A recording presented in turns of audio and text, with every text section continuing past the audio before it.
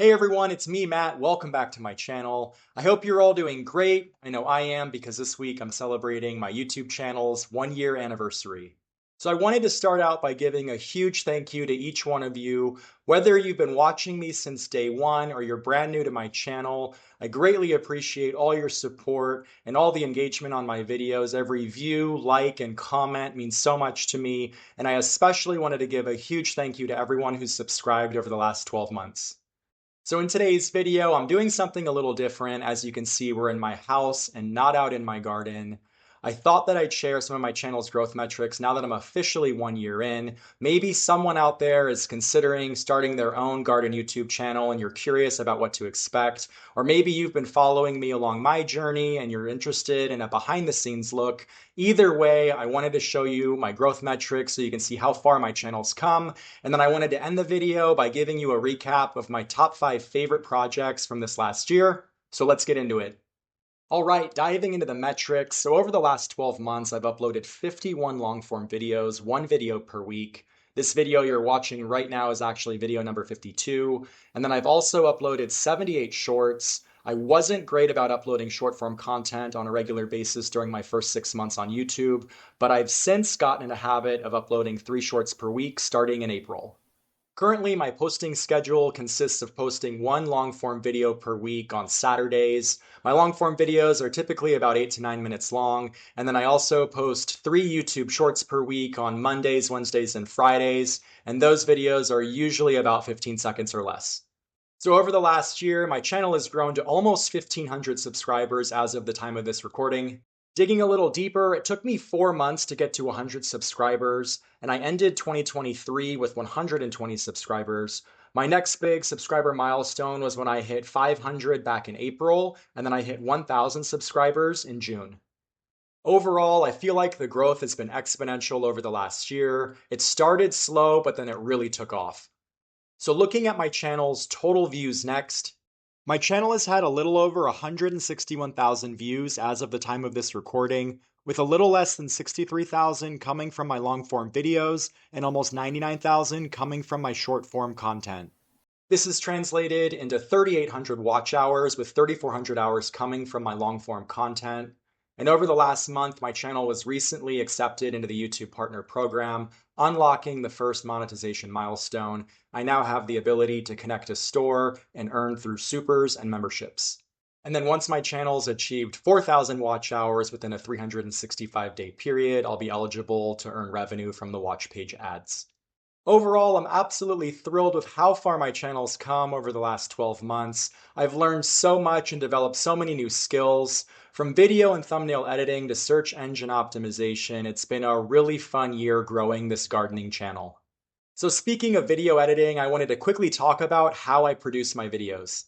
Believe it or not, I film everything on my little iPhone 13 mini. I use an inexpensive $30 tripod that I bought off Amazon. I've got some microphones that a friend gave me a few months ago that have helped improve my audio quality. I do all my own video editing using an editor called Clipchamp. It comes free with Windows 11 devices, and I edit all my thumbnails with a free Canva account. So basically what I'm saying is if you've already got a smartphone and a computer, there's a lot of free or inexpensive tools you can use to start your own YouTube channel too. So now that I've gone over some of my channel's growth metrics, it's time that I give you a recap of my top 5 favorite projects from this last year. So coming in at number 5 is my container herb garden video that I filmed back in February. The inspiration for this video came from a friend who had a small patio, and she asked me to put together a video about container herb gardening. And then in the same week, I actually got a comment from one of you on one of my prior videos asking for the exact same thing. I had a ton of fun with this project. I found that amazing terracotta planter at HomeGoods. It was about $50, and I picked up a bunch of Italian herbs from one of my local garden centers along with some white alyssum that I used as filler. I absolutely loved how my container herb garden came together. It's definitely a unique way to garden vertically, and I hope I inspired some of you to create something similar for your own garden. Coming in at number 4 is my gardening with native plants video. This was one of my earlier videos. I posted it back in November. I'm a huge proponent of gardening with plants native to your area. If you're a beginner gardener, I highly suggest you start with natives. They tend to be less fussy than non-native plants. They tend to require less water, and they're typically more pest and disease resistant. They're also great for the pollinators that are native to your area. In this video, I also planted some native dune sunflower ground cover at the end of my driveway. They've grown so much since I planted them in. They've honestly been a set it and forget it plant.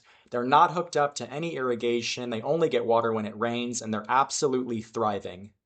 And then at the end of this video, I gave a tutorial on how to use the National Wildlife Federation's Native Plant Finder website so you can find plants native to your area too.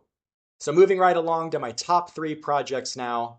Coming in at number 3 is a start to finish cool season lawn makeover video I did at my friend's house. I did a complete 8-day transformation of her front and back lawn areas with annual ryegrass. I had a ton of fun with this project, and best of all, the video encompasses the entire process, showing you how to prep the existing lawn areas, broadcast spread the grass seed.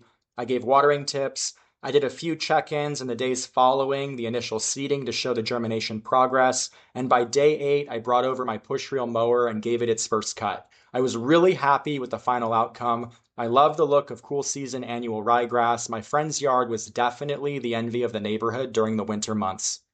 Coming in at number 2 is a succulent garden tour video I posted back in April. I took all the footage for this video at my brother's house in Southern California to document the garden he and his roommates set up prior to my brother moving out and taking a lot of the plants with him to his new place that he and his girlfriend moved into across town.